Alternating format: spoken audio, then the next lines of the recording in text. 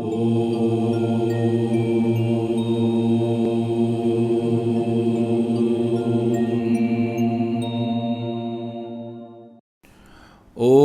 परब्रह्मणे नमः। आज हम अंतर्यामी शब्द पर थोड़ी चर्चा विचारणा करेंगे।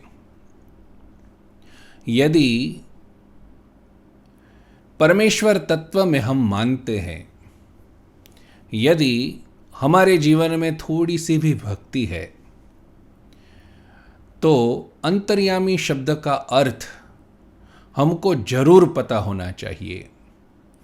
अथवा तो ऐसा कह लीजिए कि यदि हम हिंदू हैं, यदि हम परमेश्वर तत्व को स्वीकार करने वाले हैं, तो भी हमको अंतर्यामी शब्द का अर्थ जैसा है वैसा शास्त्रोक्त अर्थ पता होना चाहिए। इष्टदेव कोई भी हो सकते हैं, भगवान श्री हरि के ही, पूर्ण पुरुषोत्तम के ही सभी स्वरूप है। जिसमें प्रतीति हुई, जिसमें प्रेम भावना हुई, वह भक्त उसका उपासन पूजन वगैरह करता रहता है। लेकिन अंत तो गत्वा सबको जाना परमेश्वर के पास है। वह परमेश्वर अंतर्यामी है। इसलिए अंतर्यामी शब्द का अर्थ जानना जरूरी है। दूसरी बात, जब हमको कोई देखता है तब हमारी सारी क्रियाएं, उठना बैठना खाना पीना वगैरह वगैरह हम बहुत अच्छी तरह से करते हैं, क्योंकि हमको पता है कि हमको कोई देख रहा है। और जब हमको ये पता होता है कि अभी मुझे कोई नहीं देख रहा है, तब हमारी क्रियाएं, खाना पीना उठना बैठना सोना, ये सब अलग हो जाती है। क्यों? अभी मुझे कोई नहीं देख रहा है, तो मेरे मन में जैसा होगा वैसा ही मैं करूंगा। एकांत में जीव अपने मन में जो भरा हुआ है तदनुसार ही क्रिया करता है। अधर्मी व्यक्ति है, उसको एकांत मिल गया तो वह अधर्म की ही चेष्टा करेगा। यदि कोई भक्त हृदय है, उसको एकांत मिल गया तो वह एकांत में भगवत चिंतन करेगा। जब हमको अपना ही स्वरूप देखने की इच्छा मन में जागे, तब याद कीजिए कि पिछली बार एकांत में मैंने क्या किया था। आपको अपना स्वरूप पता चल जाएगा कि मेरा हृदय कैसा है, मेरे मन में क्या भरा हुआ है। जब हम भगवान को अंतर्यामी समझते हैं, तब हम कभी अधर्म में प्रवृत्त नहीं हो सकते, क्योंकि भगवान देख रहा है, यह भावना हमारे मन में स्थित हो जाती है। कोई भी शब्द हो, उसका दो अर्थ होता है, एक स्थूल अर्थ, एक सूक्ष्म अर्थ। स्थूल अर्थ मोटा मोटा अर्थ, और सूक्ष्म अर्थ उसका शास्त्रोक्त मार्मिक अर्थ। तो जब हम अंतर्यामी शब्द को लेते हैं तो उसका स्थूल अर्थ है हमारे मन में जो भावनाएं चल रही है, हमारे मन में जो संकल्प चल रहे हैं, उसको जो बता दे, उसको जो जान जाए, उसको हम अंतर्यामी कहते हैं। ये तो इसका स्थूल अर्थ हुआ। लेकिन जब हम इसका सूक्ष्म अर्थ करते हैं, तब मात्र और मात्र यह शब्द परमेश्वर में, मात्र परमेश्वर में सीमित हो जाता है। अंतर्यामी शब्द और कहीं पर भी नहीं जाएगा यदि इसका सूक्ष्म अर्थ समझ लिया जाए। किसी को भी हम अंतर्यामी नहीं कह सकेंगे सिवाय परमात्मा के। आइए जानते हैं। दो शब्द है, अंतर और यामी। अंतःकरण शब्द सुना होगा आपने, वही अंतर शब्द है यहां पर। अंतःकरण, करण अर्थात साधन। जीव को जो सुख दुख प्राप्त होते हैं, जिससे सुख दुख की अनुभूति होती है, वह जो साधन है उसको अंतःकरण कहते हैं। यद्यपि अंतःकरण एक है, लेकिन उनकी क्रियाओं के भेद से उसके 4 प्रकार माने गए हैं। मन, बुद्धि, चित्त और अहंकार, 4 अंतःकरण हैं। अंतःकरण इसलिए कहे जाते हैं क्योंकि वो बाहर नहीं है, वह अंदर है। उसमें मन्यते अनेन इति मनः, जो संकल्प विकल्प करता है उसको मन कहा जाता है। मन में इतने सारे संकल्प उठते रहते हैं कि जिसको कितना भी बड़ा विद्वान हो, कितना भी बड़ा मनीषी हो, वह गिन नहीं सकता। मुक्तानंद स्वामी को जब श्रीहरि ने पूछा कि आपके मन में संकल्प उठते हैं, तो मुक्तानंद स्वामी ने मिट्टी अपनी मुट्ठी में उठाई और ऐसे लुढ़काते हुए बोले कि इसमें जितने रजकण हैं उतने संकल्प मन में उठते रहते हैं। उसमें जो स्थूलतम का मतलब है बहुत मोटे संकल्प होते हैं, उसको हम जान पाते हैं। हमको लगता है कि मेरे मन ने यह सोचा, जो हमको दिखाई देते हैं, जिसको हम समझ पाते हैं, जिसका हम अनुभव करते हैं, वह संकल्प स्थूलतम है। और जो विद्वान आदमी है वह स्थूल संकल्प को भी जानता है, लेकिन सूक्ष्म संकल्प और सूक्ष्मतम संकल्प उसको जानना वह बहुत बड़ी सिद्धि है, कोई नहीं जान पाता। अथवा तो कोई बहुत बड़ा योगी, कोई बहुत बड़ा सिद्ध या बहुत बड़ा भगवत भक्त जान पाता है। तो मन जो संकल्प करता है उसको मन कहा जाता है। निश्चयात्मिका बुद्धि ही दूसरा प्रकार है बुद्धि। मन ने जितने संकल्प किए उसमें यह ठीक है, यह ठीक नहीं है, ऐसा करना चाहिए, ऐसा नहीं करना चाहिए, ऐसा करेंगे तो ऐसा होगा, ऐसा करेंगे तो ऐसा होगा, ये जितने भी प्रकार निश्चय के हैं वह जो करती है उसको बुद्धि कहा जाता है। पंडित शब्द की व्याख्या करते हुए शास्त्र कहता है, सद सद विवेकिनी बुद्धि पंडा। जो सत असत का विवेक जानती है उस बुद्धि को पंडा शब्द से कहा जाता है। और वह बुद्धि अस्ति अस्मिन इति पंडितः, ऐसी बुद्धि जो सत असत का विवेक जानती है वह जिसके अंदर हो उसको पंडित कहा जाता है।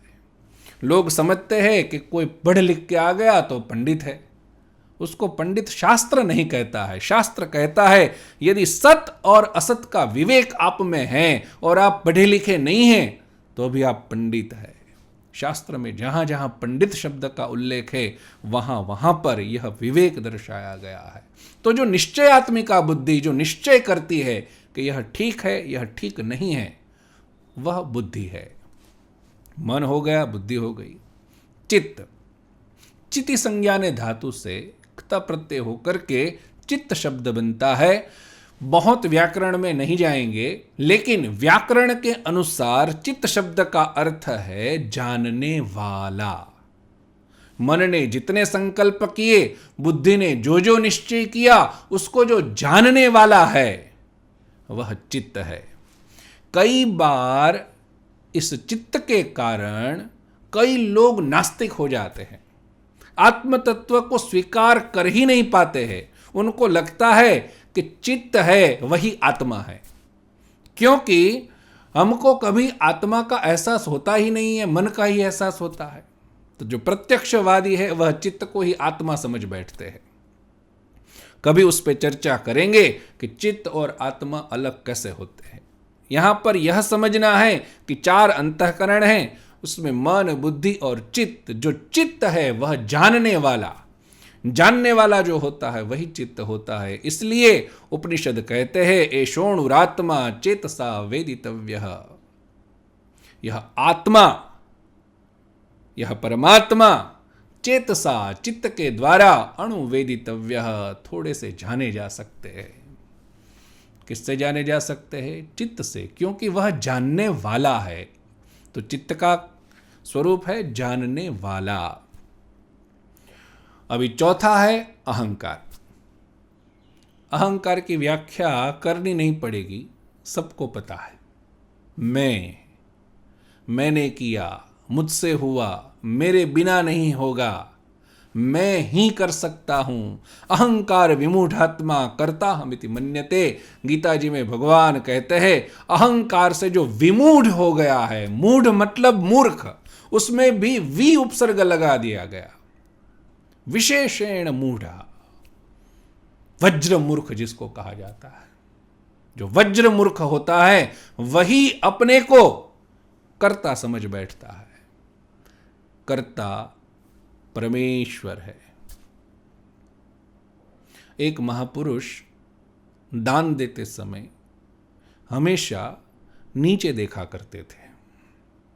उनकी दृष्टि कभी ऊपर नहीं उठती थी। एक दिन किसी ने पूछा कि आप इतना दान करते हैं लेकिन आप नीचे देख के दान क्यों करते हैं?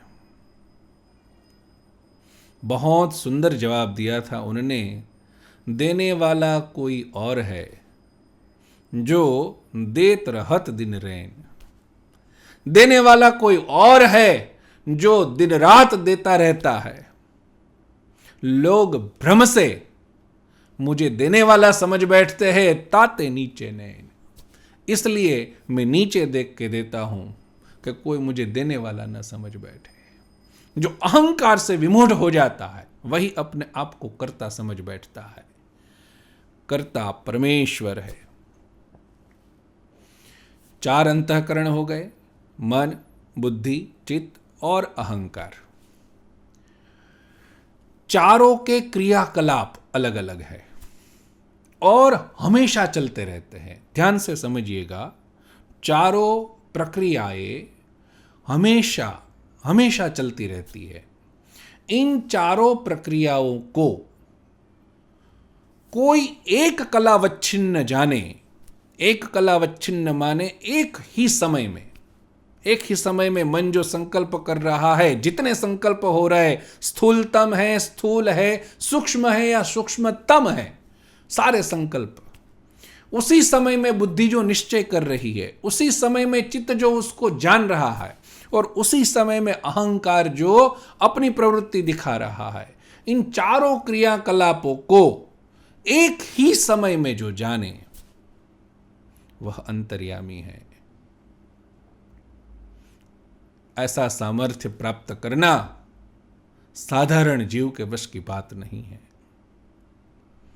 या ऐसा कह लीजिए कि ऐसा सामर्थ्य प्राप्त करना योगी जन या सिद्ध जन के बस की भी बात नहीं है। स्थूल या स्थूलतम के पास सबकी गति है, लेकिन सूक्ष्म और सूक्ष्मतम के पास किसी की गति नहीं है। एक परमेश्वर, एक कलावच्छिन्न इन चारों के क्रियाकलापों को अच्छी तरह से जानते, अच्छी तरह से, अभी और अच्छी तरह से इसको समझते हैं। एक आत्मा है, एक शरीरधारी है, उसके 4 अंतःकरण हैं। समझिए अनंत कोटि ब्रह्मांड है, अनंत कोटि ब्रह्मांड। एक ब्रह्मांड में अनंत कोटि जीव है और अनंत कोटि जीव के पास 4 अंतःकरण हैं। अब इनमें जो क्रियाकलाप हो रहे हैं, ये कितने हो गए, अगणित हो गए, इसको आप गिन नहीं सकते। इन सारे क्रियाकलापों को जो एक समय में जानता है, जो एक समय में इन सारी क्रियाकलापों का विज्ञान रखता है, वह अंतर्यामी है। जब ऐसी व्याख्या करेंगे तब मैंने कहा था कि अंतर्यामी शब्द मात्र और मात्र परमेश्वर में सीमित हो जाता है। भगवान रामानुजाचार्य लिखते हैं, अन्यत्र तद्गुण लेश योगाद औपचारिकः। भगवान को प्रसन्न करके जो भक्त लोग भगवान के सदृश किंचित गुण प्राप्त करते हैं, लेश मात्र उनका गुण प्राप्त करते हैं, तो उनमें भी भगवान जैसा सामर्थ्य धीरे धीरे आने लगता है। लेकिन वह सामर्थ्य बहुत सीमित है। वह सामर्थ्य कभी ऐसा नहीं हो पाता कि जितना परमेश्वर में है उतना ही सामर्थ्य भक्त में आ गया। यही स्वामी सेवक भाव है। स्वामी स्वामी रहता है, सेवक सेवक रहता है। कभी भी कोई भी जीव परमेश्वर की जितना अंतर्यामित्व प्राप्त नहीं कर सकता। अब इसको दूसरी प्रकार से जानते हैं। यम नियमने धातु है। इसका अर्थ होता है नियमन करना, अंतः प्रविष्ट शास्ता जनानाम। वेद कहता है परमेश्वर इस सृष्टि की रचना करके उसमें प्रवेश करके नियमन करता है। अंतर्यामी, अंतर अर्थात भीतर, प्रवेश करके यामी अर्थात नियमन करने वाला। जान लेना, मन की बातें अंतःकरण को जान लेना एक बात हुई। इसमें कोई सक्षम हो सकता है, मान लिया। लेकिन कण कण में सृष्टि में जितने भी पदार्थ है, वह चाहे चेतन हो चाहे अचेतन हो, कोई भी हो, उसके कण कण में प्रवेश करके उसको नियमित करना, उसका नियमन करना, उसको स्ववश में अपनी इच्छानुसार चलाना, यही अंतर्यामित्व है। इसको अच्छी तरह से समझते हैं। जैसे प्रहलाद की कथा हमने बहुत बार सुनी। जब प्रहलाद से पूछा गया कि क्या ये स्तंभ में तुम्हारे भगवान हैं, प्रहलाद जी ने बोला वो तो सब जगह पे है। हिरण्यकशिपु ने तुरंत अपनी गदा से प्रहार किया, उस खंभे को तोड़ दिया। जब परमेश्वर अपने भक्तों की स्नेह भावनाओं की चरम सीमा को देखते हैं, तब भक्त कहीं पर भी हो, चाहे वह नगर में हो, चाहे वह वन में हो, चाहे वह अकेला हो, चाहे भीड़ में हो, कहीं पर भी हो, जहां पर भक्त होगा वहीं पर भगवान प्रकट हो जाते हैं। और दूसरी बात, जब भक्त की रक्षा करनी हो, तब भगवान किसी भी रूप में प्रकट हो जाते हैं। तो क्या खंभे में पहले से आके बैठे थे? नहीं। उसके जितने भी कर्ण थे, उसमें से एक कर्ण का अंतर्यामी परमेश्वर ने उपयोग किया।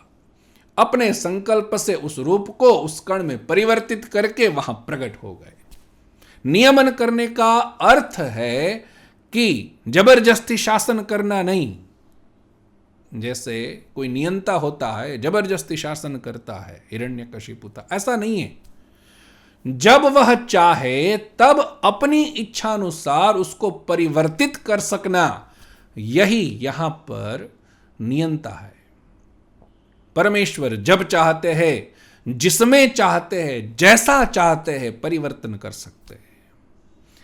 जब जहां जैसे प्रकट होना चाहेंगे वहां प्रकट हो सकेंगे, वहां से तिरोहित हो सकेंगे।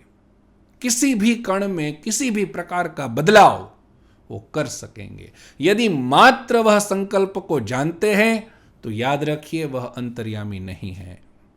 यदि मात्र वह अंतः प्रवेश कर सकते हैं तो समझिए वह अंतर्यामी नहीं है।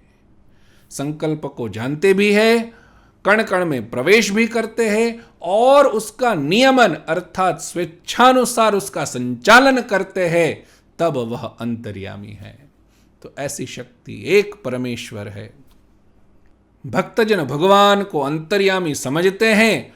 उनकी मान्यता नहीं, उनकी दृढ़ता है कि हर समय हर क्षण परमेश्वर मुझे देख रहे हैं। द्वा सुपर्णा सयुजा सखाया। उपनिषद कहता है वृक्ष पर दो पक्षी बैठे हुए हैं, एक फल खा रहा है और दूसरा उसको देख रहा है। जो फल खा रहा है वह जीव है। उसने जैसे कर्म किए हैं तदनुसार उनको फल मिला है, उस फल को वह भोग रहा है। लेकिन दूसरा तत्व जो है, जो साक्षी तत्व है, वह परमेश्वर तत्व है, उनको जो भोग रहे हैं, उन जीवों को वह सतत देख रहा है, निरंतर देख रहा है। हमारी कोई भी क्रिया, हमारा कोई भी संकल्प उस परमेश्वर से अज्ञात नहीं रह सकता। इस शब्द की व्याख्या से दो बात हमें सीखनी चाहिए। जब भी हम एकांत में हो और हमारा मन पापाचरण में प्रवृत्त होने लगे, कोई दुष्कर्म करने का विचार करने लगे, तब भगवान अंतर्यामी हैं, मेरे सामने देख रहे हैं, ऐसा सोच करके हमको सावधान हो जाना चाहिए। दूसरी बात, जीवन में जब कभी भी डर लगे, किसी से भी डर लगे, तब भगवान अंतर्यामी है, वो उसको भी देख रहे जो हमको डरा रहा है और मुझे भी देख रहे हैं। यदि मैं भगवान श्री हरि का भक्त हूं तो मुझे डरने की आवश्यकता नहीं है। मेरा इष्ट देव, मेरा परमेश्वर मुझे देख रहा है, वो देखता रहेगा और मुझे नुकसान हो जाएगा, वो कभी नहीं हो सकता। तो अंतर्यामी शब्द हमारा पावर है। तो इस अंतर्यामी शब्द को ध्यान में रखते हुए भक्तजन हमेशा परमेश्वर श्री हरि को अंतर्यामी गुण से युक्त जानते हुए परमेश्वर का आराधन करते रहें और जीवन में सफल होते रहे। नमस्कार।